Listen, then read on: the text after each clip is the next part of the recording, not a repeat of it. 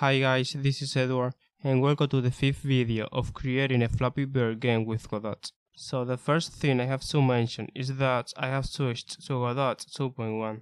And as far as this tutorial concerns, you can just open up the project and it will work just fine without any issues. So in this tutorial we are going to focus on the score, which we are going to show at the top of the game. And just like in the original Flappy Bird, the player will get a point every time the bird goes through a pipe. So we just have to detect when the bird is in the middle of these two pipes. So we just need a node here in the pipe scene that will take care of that. But I won't create that node here in this scene. I'd rather to have it on a different scene and then instantiate it here in the pipe scene, because in that way we will have each scene with only one purpose. So I'm going to create a new scene and I'm going to add an area 2D, which as its description says, it's meant for area detection purpose.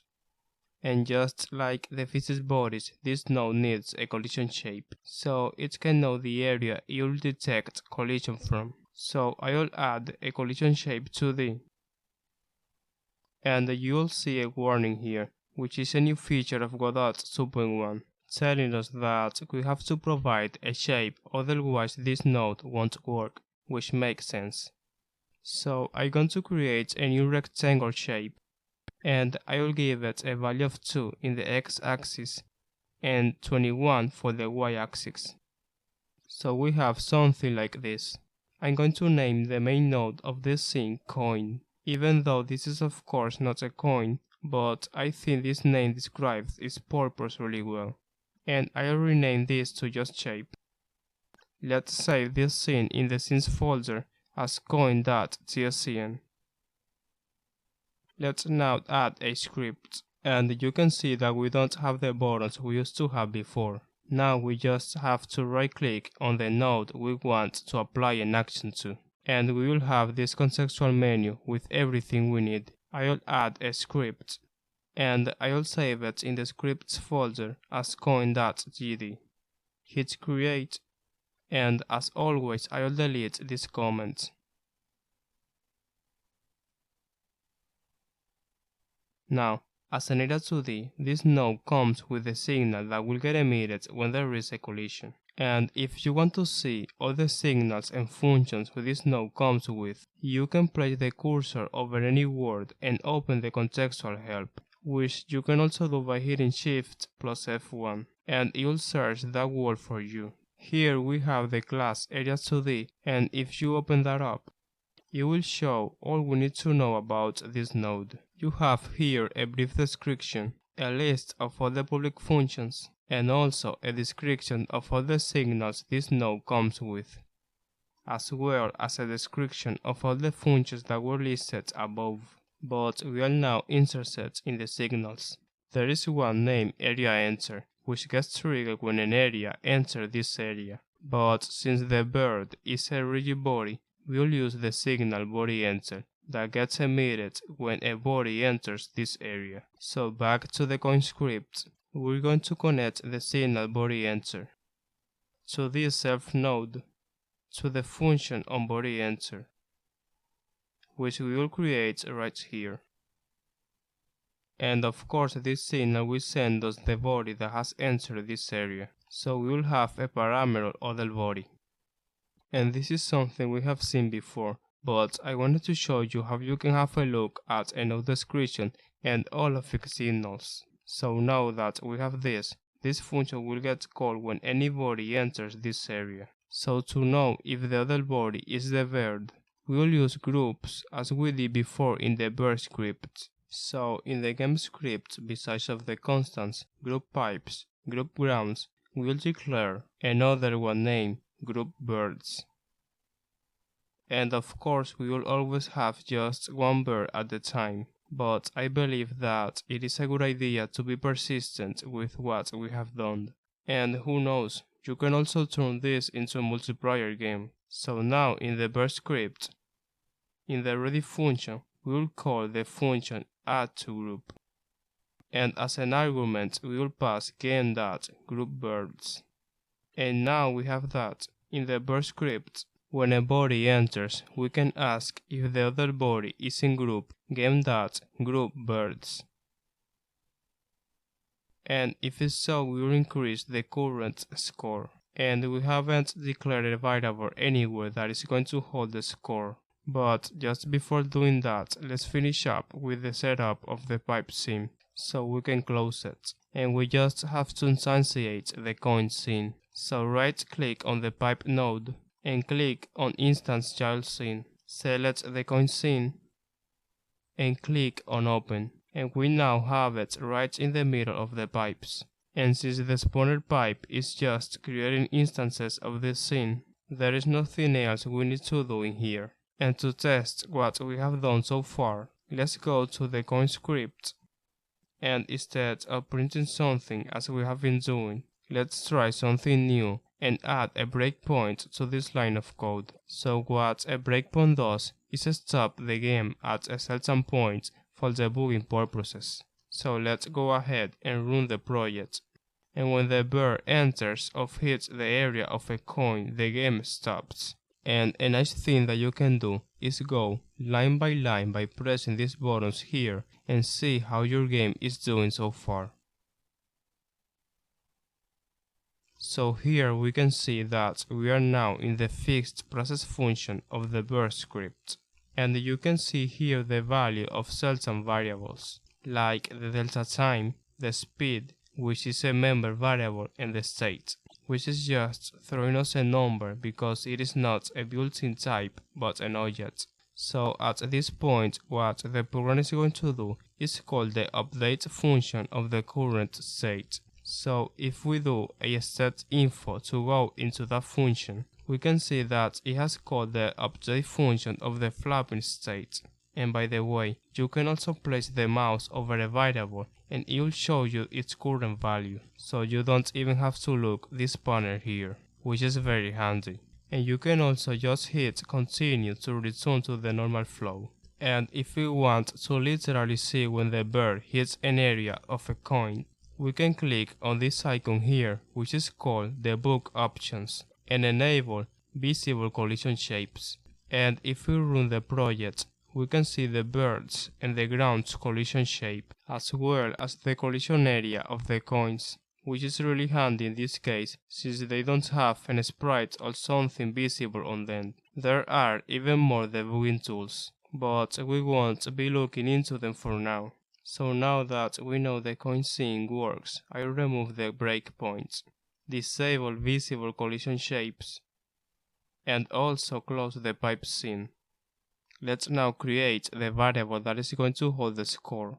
And even though the score doesn't have to be consistent throughout the whole game, but only on this stage, I'm going to place it in the game script, so we can easily access to it, and because it kind of makes sense to have it there. So I'm going to declare a member variable named score and set it equal to 0. But since in this game we actually have two different scores, we will need two variables, one that holds the current score during the game, and another one with the best score. So I'll declare another variable named best score equals to 0, and rename this one current score. And when I have a few variables that are somehow related, I always like to have them with a prefix just like we did with the groups. So I'll rename them score current and score best.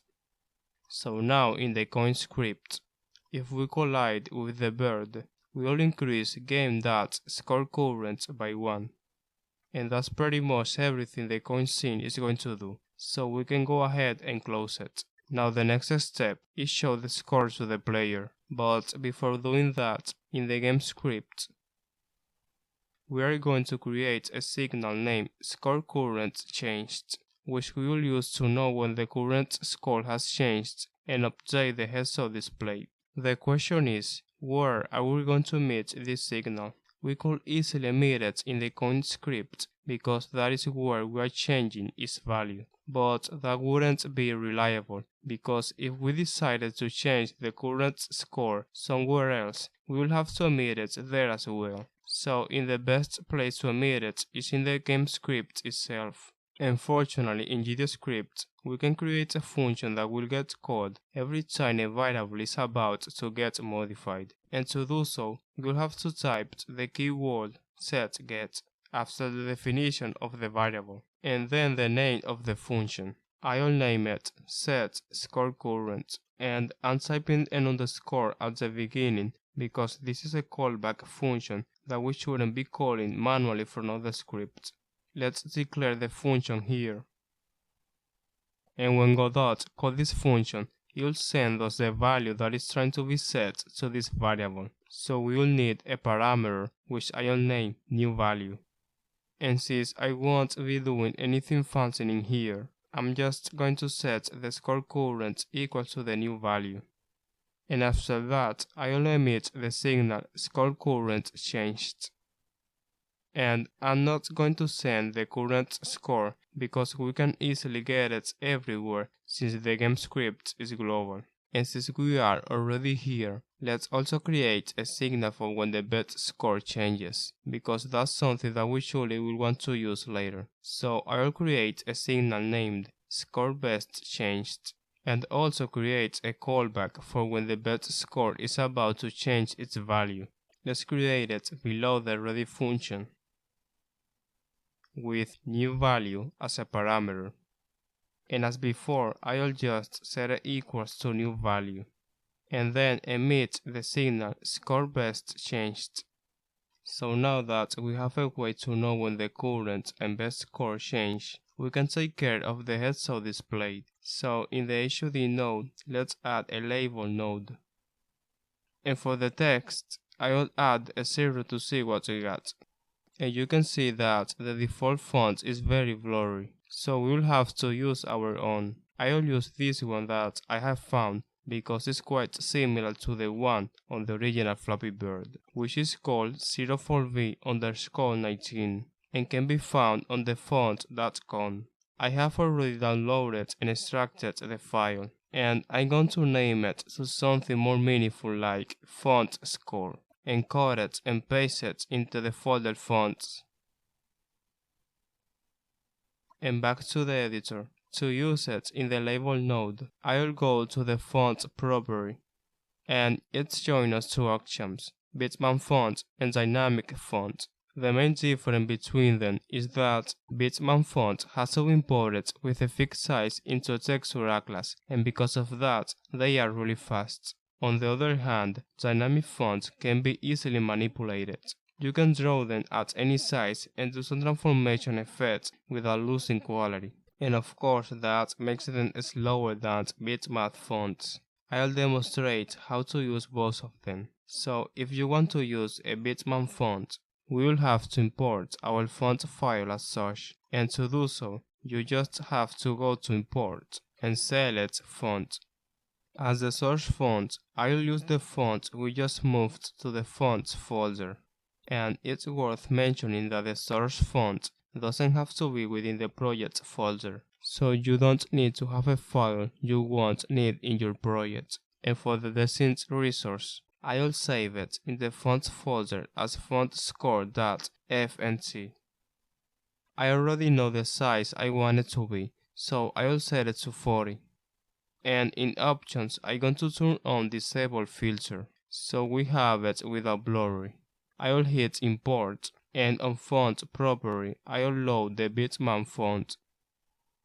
And now we're using the font, but to give it a look more similar to the original Flappy Bird, I'll enable font shadow color and leave it as black. And now it looks pretty alike to what we want. And of course, we also want the score right in the middle. So I'll set the width of the label to the same size of the view, which is 144, and set the alignment to center. And to not have it too at the top, I'll set its white position to 10. And there we have the label using the bitmap font. On the other hand, in order to use a dynamic font, in the font property we just have to select new dynamic font. Then click on edit, and from here load our font file with the TTF extension.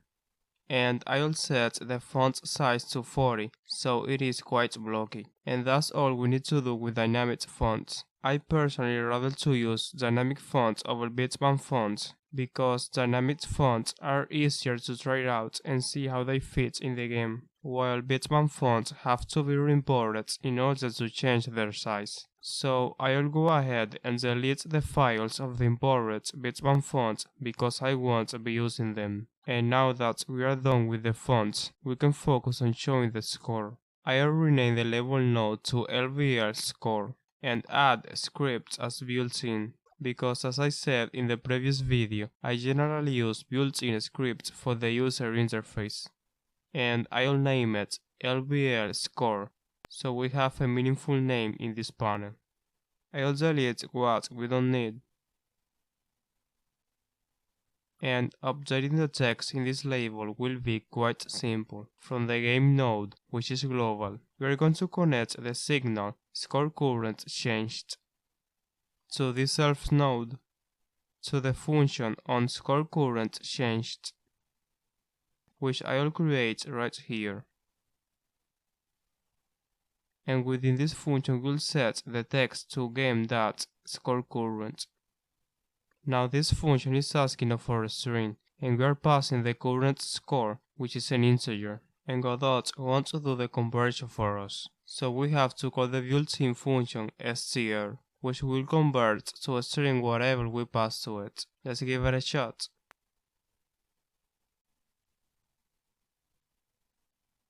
And there we have it. Now, if for some reason we decided to start the current score at 10, you'll see that the label shows a 0. And then it goes to 11, which makes sense because we just update the label when the score changes.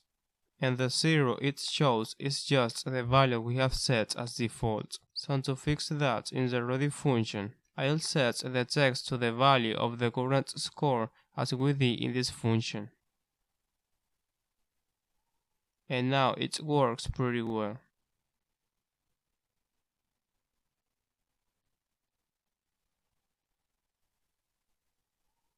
Now this is the easy way to display the score to the player, and the one we will use in most cases. But if you have taken a look into the sprites folder, you might have noticed that there are a few sprites that are numbers, which are the ones used on the original Flappy Bear and the ones we'll use. I just wanted to show you how to do it with labels because it is the most straightforward way to do it, and it fits for most cases but not for this one. So I'll delete the label score node, and since now we have to show sprites to display the score, we will have to find a way to do so. So what we'll do is have an array that contains all the sprites numbers from 0 to 9. And it's really important that each sprite matches with the index it is in. So the sprite number 0 is in the index 0. The sprite number 1 has an index of 1, and so on until the sprite number 1,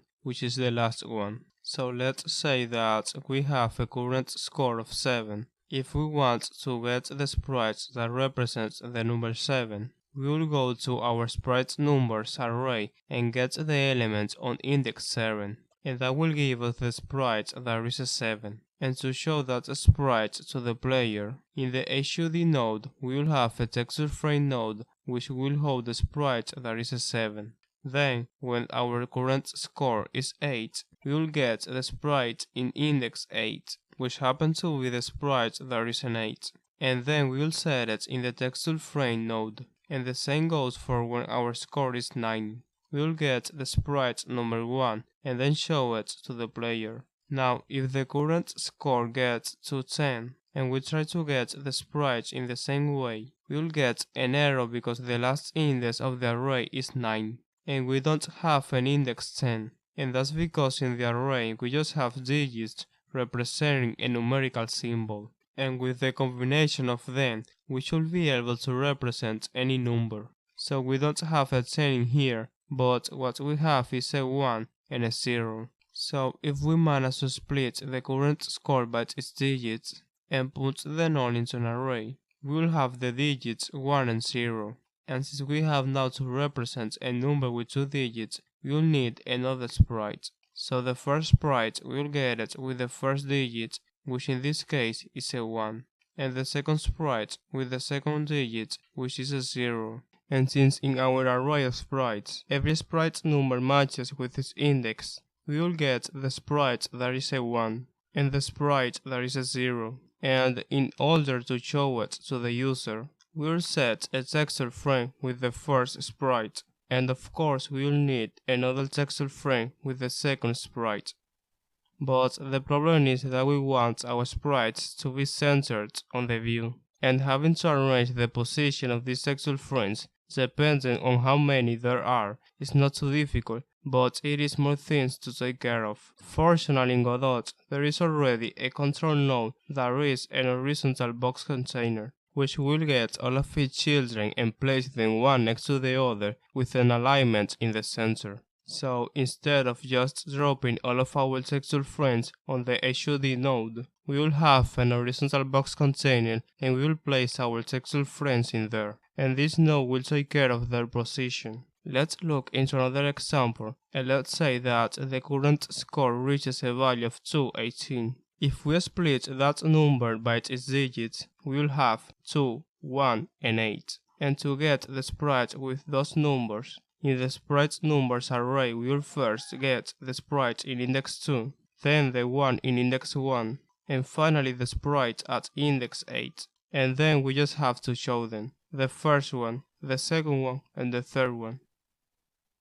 And the horizontal box container will take care of their position. So now that we know this will work with any number, we have to figure out how we are going to split a number by its digits. And there are two ways to do so. The first way I won't explain it because it's way more complicated than the other one, but I'm still showing it in case you're interested.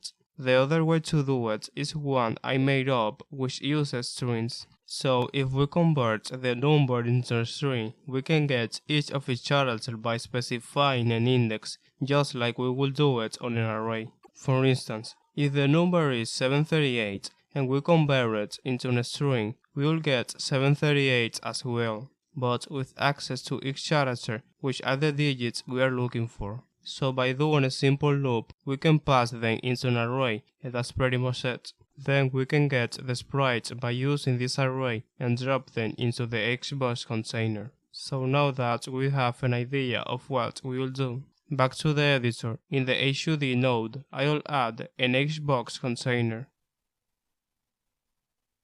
And as a child of it, I will add a texture frame, which is a node that displays a sprite, kind of like an sprite node. But this one is meant for user interface, so we have more properties that we can take advantages of. As a texture, I will load the number large 0 sprite. The Xbox container I will place it at 10 in the y-axis, and resize it so it has the same width as the view, which is 144. And you can see that the texture frame is at the left. To have it right in the middle, we just have to set the alignment to center. And there it is. I'm going to rename the box container to Xbox score, and the texture frame to text number 0. Now if I duplicate the texture frame, you can see that the Xbox container arranged them so they are centered. And you'll also notice that they have a separation between them, which is something that you can change in the box container under the property separation. I will give it a value of 2, even though in the original game they don't have any, but I think it looks better in this way. And since we actually are going to be creating the texture frames from code, I will delete the last two, but not this one, so we can have an idea of where the score is placed while editing. So now I will add the script to the Xbox score as a built-in script and name it Xbox score. I will get rid of what we don't need. And the first thing I will do is create a constant array that will contain the sprites. which I'll name sprites numbers, and we already know how to load resources, so I'll say preload, and pass the path of the sprite, which is in the sprites folder under the name number_0.png, and the same for the other 9 sprites. And as we did with the labels, from the game node, I'll connect the signal scoreCurrentChanged to this serve node, to the function onCurrentScoreChanged, which I'll create down here. And the way I'll do this, every time this node is going to show a new score, it will delete all of its children, and then it will create as many as it needs. You can of course optimize this if you want to, but since we are not updating the value this node shows every frame, but only when it's needed, it won't really represent a problem at all. Anyways, to delete all of the children in this node, we can just say for child in getChildren, and for each child, call the function Q3. Now to get the digits of the current score, I'll declare a variable named strNumber, which will hold the current score as a string. And to do so, I'll use the function str, which will convert whatever we pass to it into a string. In this case, it will be game.scoreCurrent. And to hold the digits, I'll declare a variable named digits and set it equals to an empty array. So now to pass each character of the string number as an element of the digits array, I'll create a for loop that will loop as many times as the length of the string. And within the loop, we'll say digits append, and we'll add the element in the index I of the string number. Now by doing this, we are getting the number like this. So we are getting a string, and we want it as an integer. And to have it as so, we just have to call the function toInt, which will take care of that. And now that we have the digits of the current score, we just need to add the texture frames that will contain the sprites of each digit. So I'll create another loop by saying for digits in digits. And within this loop, I will create a variable named textureFrame, which will be equal to textureFrame.new. So we are setting it equals to a new textureFrame node, which doesn't have any texture or sprite attached to it. So down below we'll say textureFrame.setTexture, and the sprite will pass is one of the sprite numbers, so we'll say sprite numbers, and for the index we will pass the digits we're currently looping through. And now that we have the texture frame with its texture, we will add it as a child of this node. Let's give it a shot. And it's working, but we are still beginning the game with the score at 10, and it's jumped from 0 to 11, which means that we are having the same issue we had with the label. So in ready, we can just call the function on the scoreCurrentChanged, and that will definitely work. But the problem is that on a scoreCurrentChanged is not a function we should be calling ourselves, and the score hasn't actually changed, so it gets really misleading when this function is called by anything but the signal. And this is happening because this function is doing way too many things at once. So we'll have to split it up. I'm going to create a function named setNumber with number as a parameter. And in here we'll do what we were doing before, but we are going to replace game.scoreCurrent by number, which is the parameter we have here. And now in on the scoreCurrentChanged, we'll say setNumber game.scoreCurrent, and the same in the ready function. Now, getting the digits of a number is something that doesn't have to happen in here, so I'll cut this. And in the util script, I'll create a function named getDigits with number as a parameter and paste it in here. And down below we'll return the variable digits. So this function does what it says it does, gets the digits of a number. And back to the hbox core script, we can just say instead for digits in uses that get digits and pass number. Let's give it a shot. And there we have it. Well guys, this is gonna be it for now. In the next tutorial we're going to keep working on the score and the game over interface. If you enjoyed this video, subscribe so you know when the next one comes up. And until next time, see you later.